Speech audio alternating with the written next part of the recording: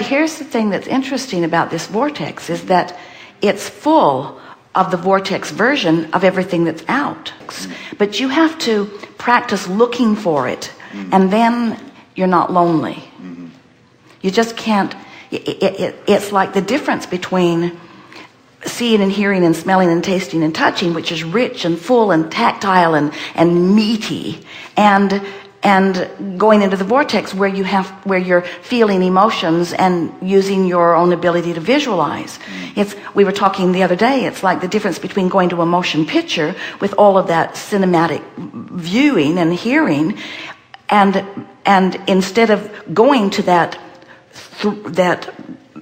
masterpiece that someone has created, instead saying, "No, I think I'll just go into my closet and meditate," or "I think I'll go into my closet and visualize," where what you can see and hear and smell and taste and touch feels in the beginning richer and fuller. But what we want you to realize is that once you get into the vortex, even though it's a little quiet and lonely in there in the beginning, because a lot of your friends, as you've known them to be and as you've expected them to be, aren't in there yet, there is a version of them in there, and it's your job to find it. And when you find the version of all of that in the vortex, because you have to focus it into being, hear that?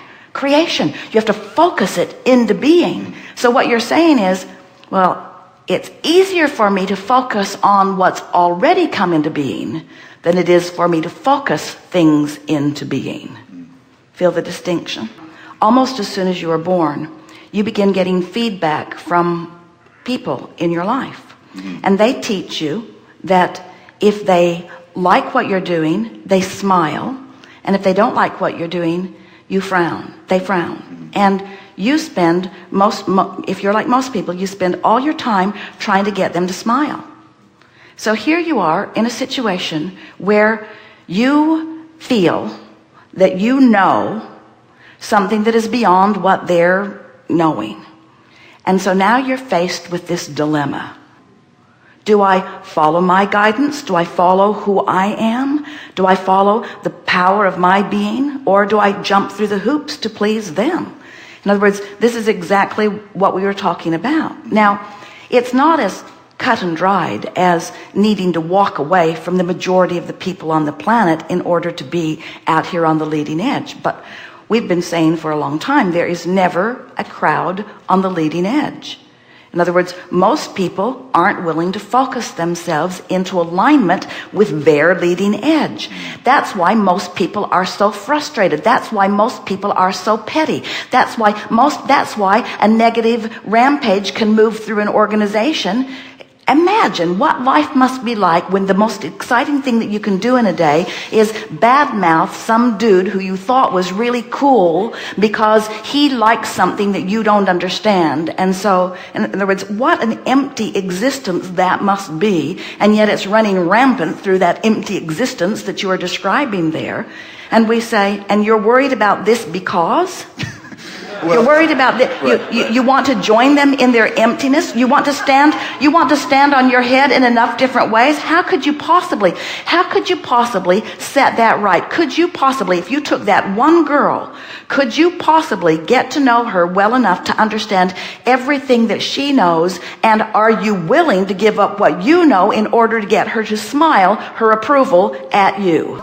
As teachers, what we've all come to know is that when you try to teach someone, when you try to answer a question that's not been asked, you always get blowback from it. In other words, that's the most important thing to take away from this. Esther's own parents. There's no one that Esther wanted more to understand what she does than her own parents, and it was really not a good idea. They weren't ready, not in this lifetime. That you recognize that you like the diversity of the people, you like recognizing that while they want different things and they believe different things, that there's something wonderful about each and every one of them, and that's what you're tuning into. And then something kind of gets out of kilter and you are rebuffed or misunderstood. That's the word, misunderstood. And then the misunderstanding starts to sort of run rampant. What we want you to know, here it is, your response to their misunderstanding is keeping the fire fueled. That's why you say, it's lonely.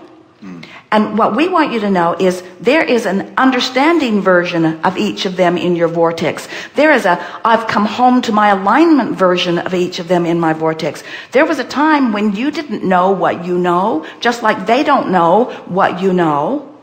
So there is a version of them. Now, we're not saying that all of them want to come and follow you and know what you know. But we are saying that every one of them has an inner being, and every one of them has a broader perspective. But as you focus upon them not knowing it, your discord and your loneliness is not because you're not getting on with them. It's because that opinion about them is not the opinion about them that your inner being holds.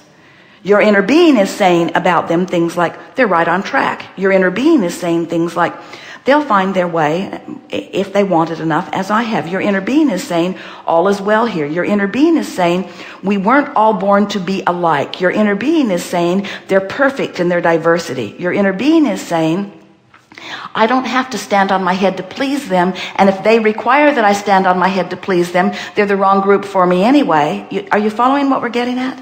In other words, when you realize that even in this what feels like a rebuke or a rebuff from this group of people, you have put a version of them into your vortex that you're not living up to, because you're letting their current behavior be what you're focused upon instead of the new and improved version of them. You're not expecting them to allow. You're not expecting them to grow. You're not expecting them to discover who they are. You're expecting them to be petty, and you're expecting them to behave just the way they're behaving.